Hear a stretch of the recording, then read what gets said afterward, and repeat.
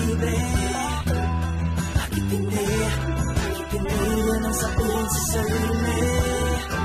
Tingnan mo na maigi, kamusta ka na imposible? Bakit hindi? Bakit hindi yan ang sabihin sa sarili? Dahilan ba ang mga bagay na nakaharang sa iyong daraan? Ang hagdanang mataas madulas kahit na matumba ay hindi mo pababayaan at tuloy yung mabahiran. Nalilangan ng bawat hakbang tawirin mo ang dagat sa bayan hanging haba.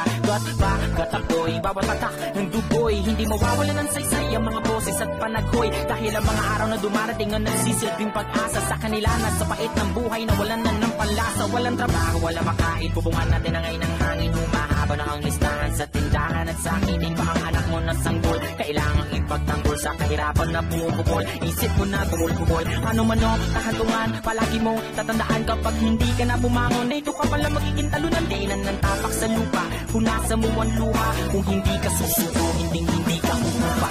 Sa libre, at umasa lagi sa libre. Bakit hindi?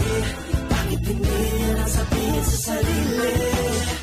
Hindi naman ang maigi, kamusta ka na imposible?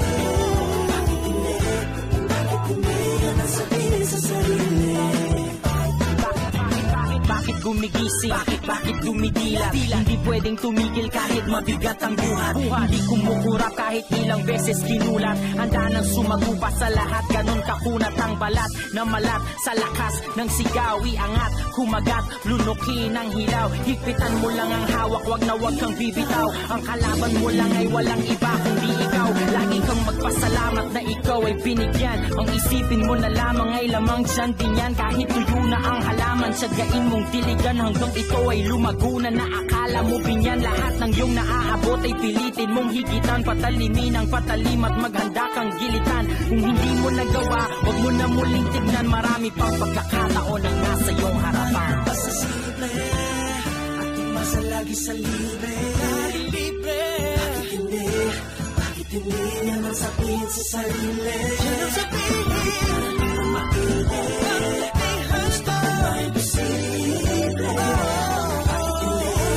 Bakit hindi yan ang sabihin sa sarili? Bakit hindi yan ang sabihin sa sarili?